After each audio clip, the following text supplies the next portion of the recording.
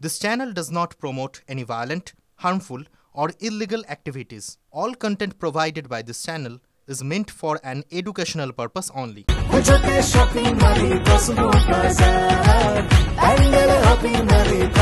Cosmo বাজার পুজোর shopping two pandal hopping, সঙ্গে রয়েছে দারুণ আকর্ষণীয় উপহার। বাংলা এসআইআর নিয়ে হলে 1 কোটি অবৈধ ভোটার বাদ যাবে যদি বাংলা এসআইআর হয়। তৃণমূলকে খুঁজে পাওয়া যাবে না, বিস্ফোরক দাবি করলেন শুভেন্দু অধিকারী। ফের মমতা বন্দ্যোপাধ্যায়কে প্রাক্তন করার হুঁশিয়ারি। এসআইআর হওয়ার পরে তৃণমূলকে খুঁজে পাবেন না। এসআইআর হবে, এসআইআর হবে, 1 কোটি অবৈধ ভোটার বাদ যাবে। একটাও বাংলাদেশের মুসলমান, রোহিঙ্গা, মৃত ফেক ভোটারের নাম থাকবে না। নন্দীগ্রামে হারিয়েছি খালা মমতাকে, 2026-এ আপনাদের সাহায্য নিয়ে প্রাক্তন মুখ্যমন্ত্রী করব। তৃণমূল কংগ্রেস ইতিমধ্যেই নির্বাচনের জন্য জেলা ভিত্তিক সব জায়গা মিটিং করে তারা প্রস্তুতি নিয়ে বুথ কেন্দ্রিক সংগঠন তৈরি করে নিচ্ছে। আর বিজেপি কি করছে সেটা একটুখানি খেয়াল করে দেখুন। তারা এখন শুধু একটা দুটো মিটিং এ শুভেন্দুর ফাঁকা আওয়াজ, তাছাড়া কোনো সংগঠন নেই, কোথাও লোক নেই। একটুখানি তুল্যমূল্য ভেবে যেন উনি কথাগুলো বলেন। ভোটের আগে শুভেন্দুর মুখে টাটার নাম। 26-এর ভোট হোক টাটাকে ফেরানোর। যারা টাটাকে তাড়িয়েছে তাদের হারানোর ভোট করার ডাক।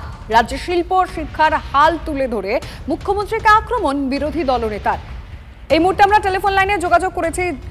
তার আগে আপনাদেরকে শোনাবো যে কি বলেছেন শুভেন্দু অধিকারী। 26-এর নির্বাচনে টাটাকে ফিরিয়ে আনার ভোট করুন, আর যারা টাটাকে তাড়িয়েছে তাদেরকে হারানোর নির্বাচন করুন।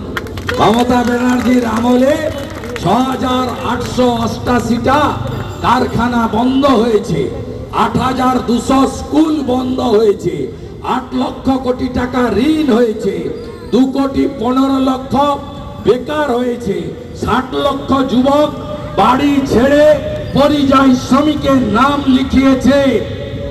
9 বছর পরে সুপ্রিম কোর্টের নির্দেশে এসএসসি হচ্ছে।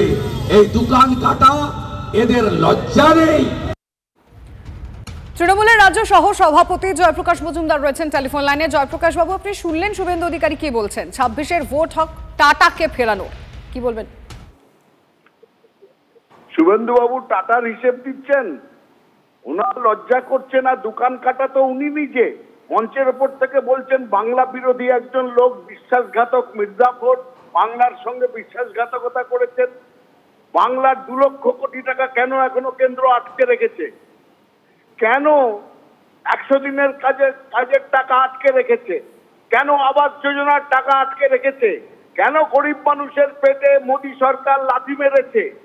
কেন আজকে সর্বতভাবে বাংলাকে বঞ্চনা করা হচ্ছে? কেন বাংলা ভাষাকে অপমান করা হচ্ছে?